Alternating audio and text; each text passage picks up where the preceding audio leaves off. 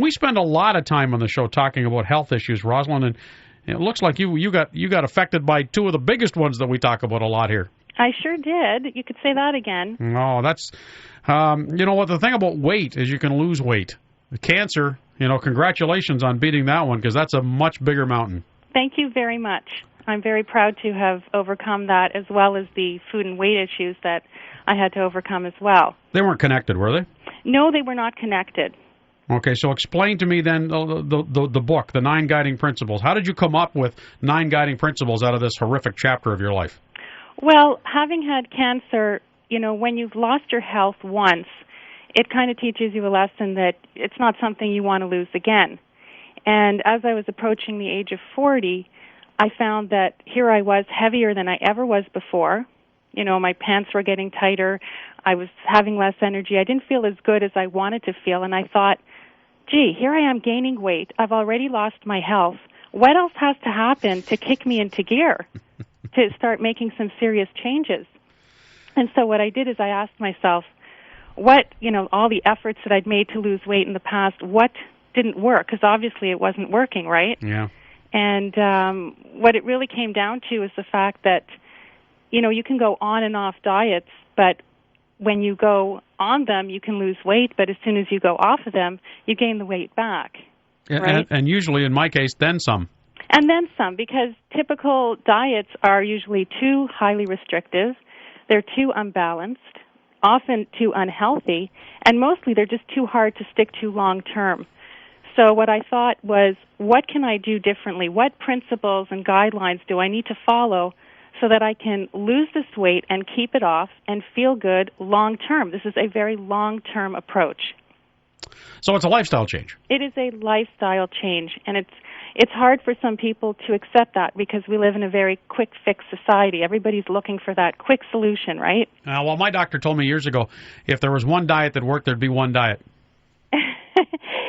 Exactly. Yeah, she's right.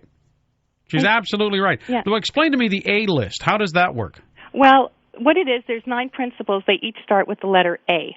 That's just to help make it easier to remember and give it a good kind of structure around it. But the A-list principles, it all starts with A for ambition, okay, because you have to have the desire to change.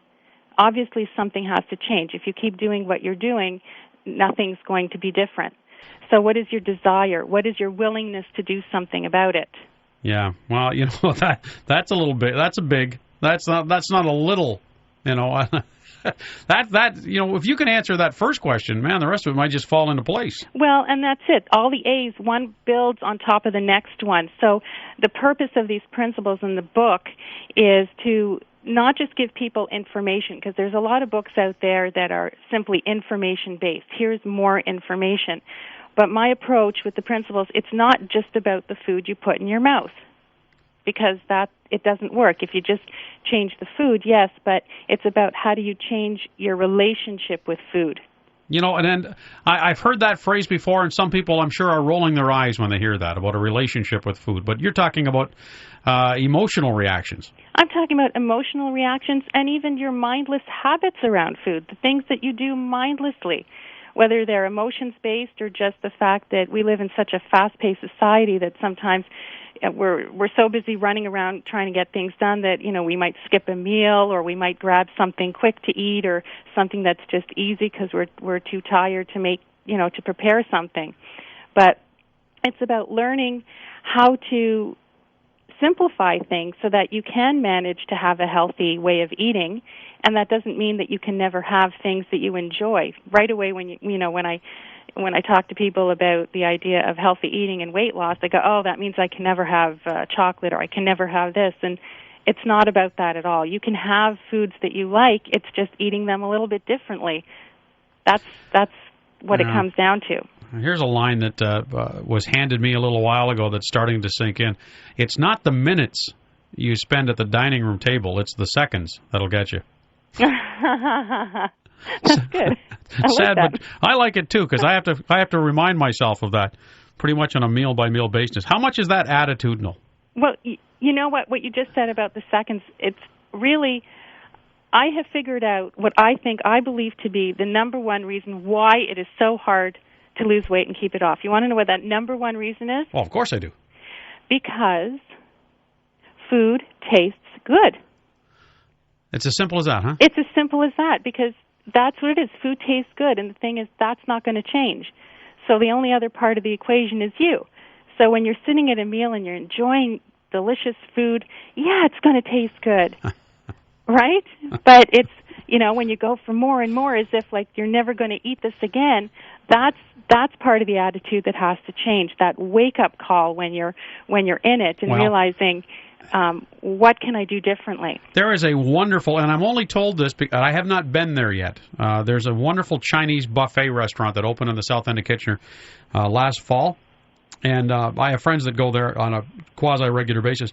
And another one of those bumper sticker moments for me, why I'm avoiding going, because what I still struggle with is there's a big difference between all you can eat and all you should eat.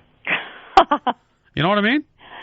Definitely. And that's what you're talking about, having that level of awareness. There's another A word for you. That is one of the principles, is awareness, that level of awareness. And it's like any other habit, it's a habit that you have to practice, that you have to get good at. But buffets, another of the A principles is about attitudes.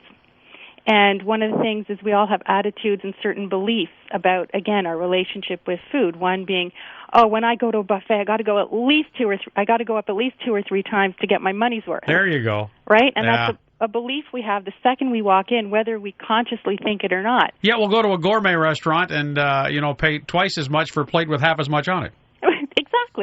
Exactly, but somehow when you go to the buffet, unless you fill up a few times, you don't feel like you got your money's worth. I want to bring this restaurant to its knees. But the thing is that it's what you choose to put on your plate and what quantities of what foods, and understanding and learning the differences and how you could still enjoy your food. Like, be able to walk away from that meal and feel like, you know what, I made some good choices, I feel good about what I ate. Being able to come away and feel proud of what you did, as opposed to afterwards going, why did I eat so much, and reaching for the antacids, or not sleeping well because your stomach's too full. And yeah, we've heard that at Christmas dinners. It's time to quit when the sweatpants don't fit. And that's pretty sad. Our guest is Roslyn Franken, who has written the book, The A-List, 9 Guiding Principles for Healthy Eating and Positive Living. I'm guessing on the positive living, and it's another one of your A words, and it's one that I'm getting better at. Quite clearly, you've written this book specifically for me. Activity. Activity. Huge, isn't it? It's a huge part, and to be honest, that was a big struggle for me in my efforts to lose weight, because I'm not one of these people who, by nature, is activity-focused. Yeah. Right? Like elementary school, I was not that kid who was, yay, on the basketball team and volleyball team and playing baseball. No, I'd rather, just give me some paint and paper and I'll sit quietly and paint. But activity is so much more than just the weight loss, right? There's so many other benefits. People think it's like, to lose weight. But, in my book, I talk about all the excuses, right, that people come up with not to exercise. But how do you tackle each one of those? And there are ways to do that. And again, it's not just the activity, it's about your thinking around activity that needs to change. Wow. And it can be done. And that's why the questions that I ask, like, to really make you think and take a different spin on things, so that, because the spin that you put on things is what allows you to make good choices or not good choices. All right, let me just give our audience a little background on you here. I neglected to do it off the top, but it's important to bring in where you get this mentality from, I think.